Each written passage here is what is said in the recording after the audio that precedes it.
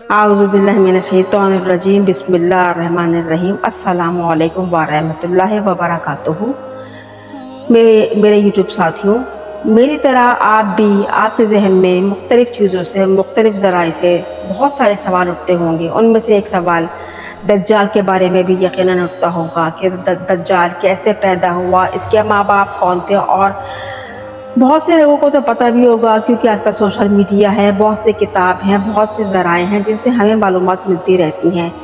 मगर social media के तवस्सुत से नई नई मालूमात सामने आती रहती हैं और नई नई मालूमात की खोज में लोग नई नई बातें जानते हैं। आइए इस वीडियो में कुछ सवालों के जवाब, कुछ बातों के बारे में अदना से जानने की कोशिश करते हैं कि दज्जाल के मज़ीद बारे में। वैसे तो दज्जाल के लुग़वी मायने मक्कार, फ़रेब और झूठ के हैं। दज्जाल के बारे में बहुत से उलमा और फ़क़हा और मुहद्दिसीन व मुहक्किकीन की ख़याल और राय है कि वो एक इंसान है जो हज़रत इब्राहीम अलैहिस्सलाम के दौर में मौजूद था। अल्लाह तबारक तआला ने शैतान के साथ साथ दज्जाल की मौत को भी एक मुद्दत तक मुलतवी कर दिया और यही वजह है कि दज्जाल आज तक ज़िंदा है मगर क़ैद। अब सवाल ये उठता है कि वो है कहाँ और कब ज़ाहिर होगा। तो इसके बारे में हम अहादीस का सहारा लेते हैं और इसका ज़िक्र हमें मुख्तलिफ़ अहादीस के ज़रिए मिलता है कि दज्जाल को एक नामालूम जजीरे में क़ैद कर दिया गया है जिसका इल्म अलावा अल्लाह ताला के किसी और को नहीं मालूम। मुतअद्दिद इल्मा व फ़क़ह के मुताबिक दज्जाल का ठिकाना जापान के शैतानी समंदर में है, जबकि सही मुस्लिम की हदीस के मुताबिक दज्जाल का खुरूज मशरिक़ से होगा। बहुत सी अहादीस से पता चलता है कि दज्जाल का ताल्लुक़ कौम यहूद से होगा और इसके पैरोकार ज़्यादातर यहूदी ही होंगे। जब भी यहूदी इसको अपना मसीहा मानते हैं और दीवार गिरिया के आगे गिड़गिड़ा कर अपने मसीहा के आने की दुआ व इल्तिजा करते हैं।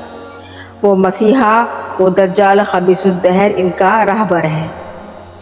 इस दुनिया में 3 बड़े इस्लामी मज़ाहिब और आसमानी मज़ाहिब हैं, यानी इस्लाम, यहूदियत और ईसाईयत। इसलिए एक हस्ती का इंतज़ार किया जा रहा है इस्लाम और ईसाईयत के मुताबिक, जो क़ुर्बे क़यामत से पहले उस वक्त ज़हूर पजीर होगी और वो हस्ती इंसानियत के लिए मसीहा और निजात दहिंदा साबित होगी। अगरचे हम ईसाईयत के लोग दास्तानों में दज्जाल का जिक्र सुने तो वो कुछ इस तरह से बयान होता है कि दज्जाल एक ऐसे घर में पैदा होगा कि उसके घर वाले इंतहाई नेक और ईमानदार होंगे। ये ख़ानदान यानी उसके वालिदैन सालों से औलाद के लिए दुआ कर रहे होंगे, फिर उनकी दुआ कबूल होगी और उनके घर बेटा पैदा होगा। मगर यहाँ ये सब बातें एक मुस्तनद दलाइल के तौर पे हम इनको पेश नहीं कर सकते, हम इनको क़यास राय के तौर पर ले सकते हैं। जो दज्जाल होगा, दज्जाल के पैदा होने की खुशी में खुशियाँ मनाई जाएंगी, लेकिन दज्जाल हद से ज़्यादा गुस्ताख, नाखल्फ और बेअदब साबित होगा। यहूदी चूँकि दज्जाल को अपना मसाया यानी मसीहा यानी राहबर मानते हैं, यहूदी अक़ायद के मुताबिक इनका मसाया यानी निजात दहिंदा दज्जाल यहूदियों की नस्ल से होगा और उनके मुताबिक दज्जाल हज़रत दाऊद अलैहिस्सलाम की कौम से होगा और तख्ते दाऊद का जानशीन होगा। वो इंसानी नस्ल की तरह बज़ाहिर तो गोश्त पोश का इंसान होगा, मगर इंतहाई पुरअसरार शैतानी पोशीदा गैर मामूली सलाहियतों का मालिक होगा। यहूदी अक़ीदे के मुताबिक दज्जाल को ये पता नहीं होगा कि वो यहूदी कौम का मसाया या निजात दहिंदा है और यहूदियों को निजात दहिंदा बनकर गैर मामूली सलाहियतों के साथ इनके सामने उतरेगा। जब उसका ज़हूर होगा तो दुनिया भर में धक्के खाने और ज़लील होने के बाद यहूदियों को इसराइल में बसाएगा। उसके इस तहकीक के मुताबिक मस्जिद अक्सा को शहीद करके यहूदियों का किला, उनके लिए क़िबला यानी हैकल सुलेमानी तामीर करेगा और यहाँ तक कि वो तमाम गैर यहूदियों के ख़िलाफ़ खौफनाक जंग व जदल करके सबको हलाक कर डालेगा और हज़रत दाऊद अलैहिस्सलाम की हुकूमत को शायाना शान तरीके से कायम करेगा और इस اسرائیل کی سرحدیں عراق کے دریائے فرات سے مصر کے دریائے نیل تک پھیلی ہوئی ہوں گی، اور پھر وہ یہودیوں کو اپنی بنائی ہوئی خود ساختہ شریعت پر عمل درآمد کروائے گا۔ جناب عالی، یہودیوں کی مذہبی کتاب میں درج ہے کہ دنیا کی بادشاہت کو حضرت داؤد علیہ السلام کی نسل یعنی یہودیوں کے لیے مختص کر دیا گیا ہے۔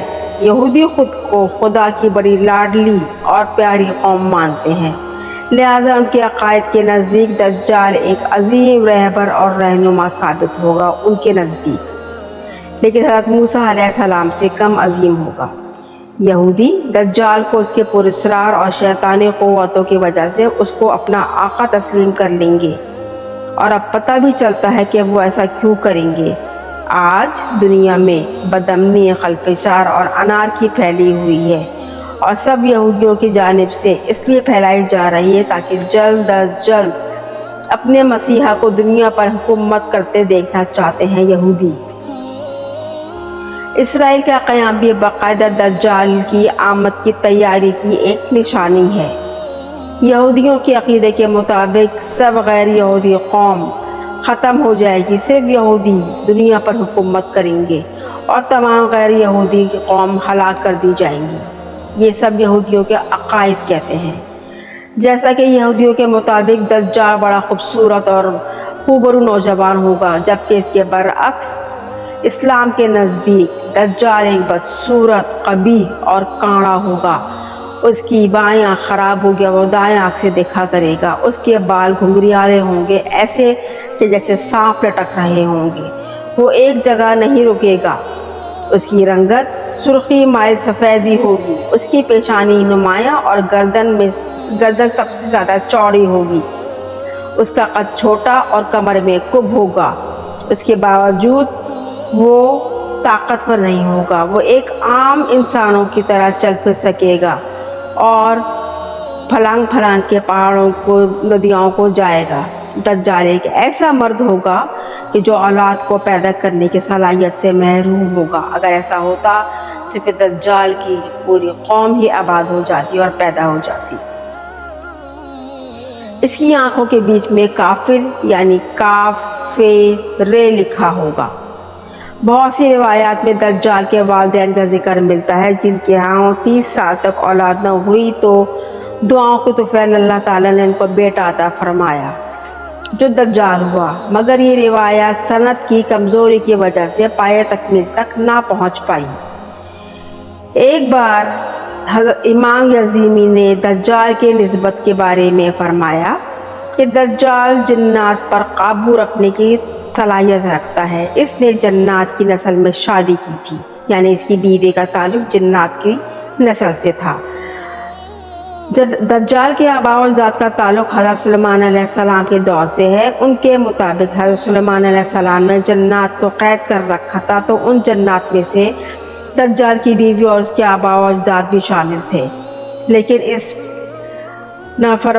فرمان کے باوجود دجال کی پیدائش اور اس کے والدین کا ہونا یا نہ ہونا ایک معمہ آج تک ہے جو کہ پورے وثوق کے ساتھ حل نہیں ہو پایا، تو اسے بھی ہم ایک قیاس آرائی کے طور پر لے سکتے ہیں۔